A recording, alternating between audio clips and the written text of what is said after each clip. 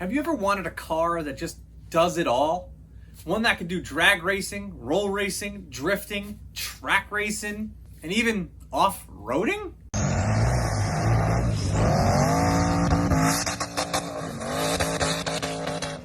This time on Low Boost, take off your jorts and your New Balance sneakers, throw on your Hans device and your helmet, and gear up, because we're going to go over why the C5 Corvette is the ultimate multi-sport car.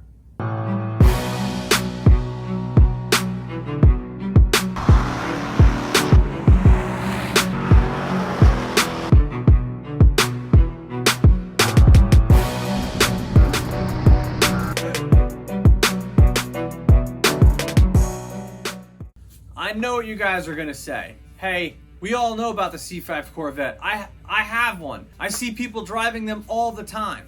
Well, there are two things about the C5 Corvette, or Corvettes in general. There are a lot of people that have Corvettes or have had Corvettes, love to drive their Corvettes, go to car shows, do all that great fun stuff on the street.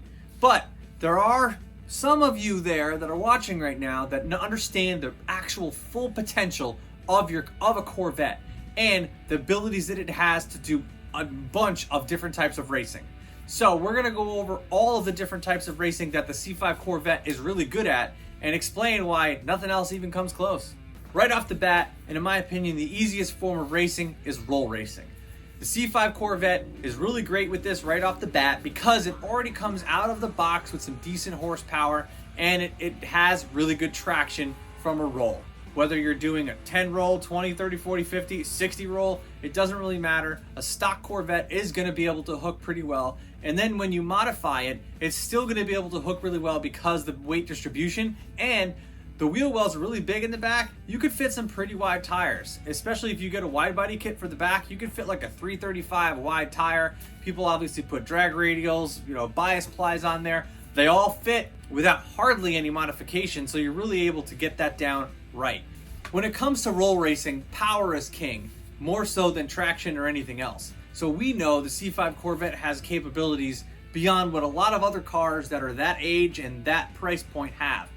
Because it's got out of the 5.7 liter LS1 or LS6 if it's a Z06, they handle modifications really well. People put turbo kits on them, twin turbo kits, blower kits, you name it. They hold a lot of power, and you can even swap out a cast iron block motor and that can handle even more power, Gen 4 rods and pistons, and boost its brains out to the moon, and it'll be a killer on the street for roll racing or if you go to roll racing events.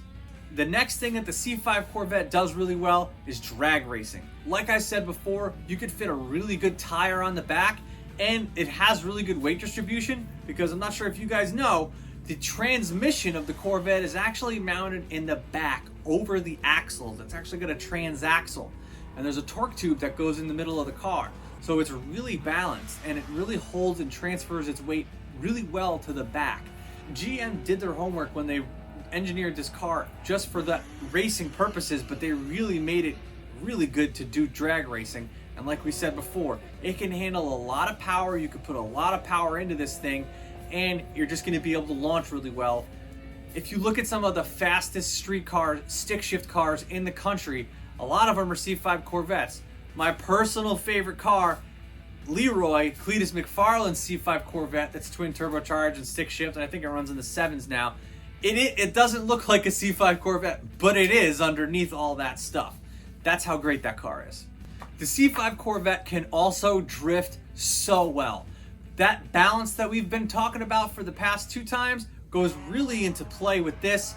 When you're talking about drifting, you can get tons of different angle kits for this thing and adjust and dial that suspension in to be absolutely perfect. You can also upgrade your mono leaf springs to coilover suspension to get that adjustability down even more. It really can kick the car out sideways and hold that drift really well. You can fit a wide array of different tires on it. People love to drift this car.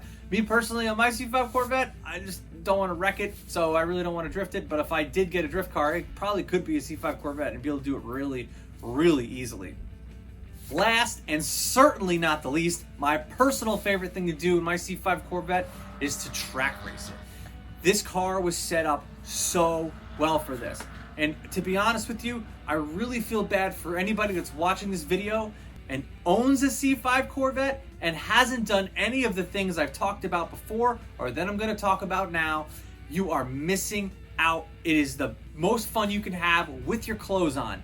Get out there and get on a track. Even if you're a beginner, you're gonna love your car even more and you'll appreciate it even more by driving it on a track. The C5 Corvette out of the box also comes with that great power that we've talked about, but it's also dialed in really well for suspension to handle on a track. You can fit wide tires on it. It's got a low center of gravity. It comes out of the turn really well with that really broad torque curve, and it just can handle a lot of G-force. The modifications you can do for it are endless, whether it's sway bars, coilover suspension, wide body kits, aero packages. There's tons of different stuff you can do to this car. The track record at my local New York safety track is actually held by a C5 Corvette. Mark Petronas, we hope you're doing well. We hope you're getting better, and we hope to see you out there tearing up tracks again soon. One caveat to this before I let you guys go. Just because a car can do everything doesn't mean it's gonna be set up to do everything, okay? Every different discipline that I listed before has different ways to dial it in and make it great at that. If you try to have a car that does everything well, it's just gonna do all of those things poorly. Whether if you have a car set up for drifting, it's not gonna be good for drag racing. If you have a car set up for drag racing, it's not gonna be good on the track.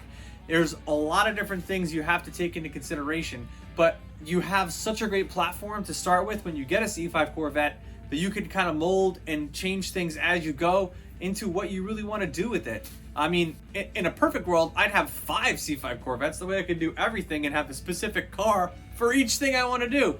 But for me, it's track racing, and I'll do some drag racing with it too. Obviously, I love a good roll race, but for me, it's not really set up for drifting, but it really can do everything really, really well. I know everybody says this all the time, but listen, it does help out with YouTube and the algorithm to get more people to watch our videos, and we're just about at 5,000 subscribers now, and I really want the channel to grow. That way we can bring you guys some more great content. So make sure you hit that subscribe button, click the notification bell so you get up to date on all of my uploads, and make sure to smash that like button. Like I said, guys, it really helps the algorithm out. I have low boost merch that you guys can get. I'll put links to them in the description below. Let me know what you guys think. If I missed something, is there something else I should cover? If you think I should do another type of video on the C5 Corvette, I just love them, and I hope you guys love them too. Thank you very much for watching, and I'll catch you in the next one.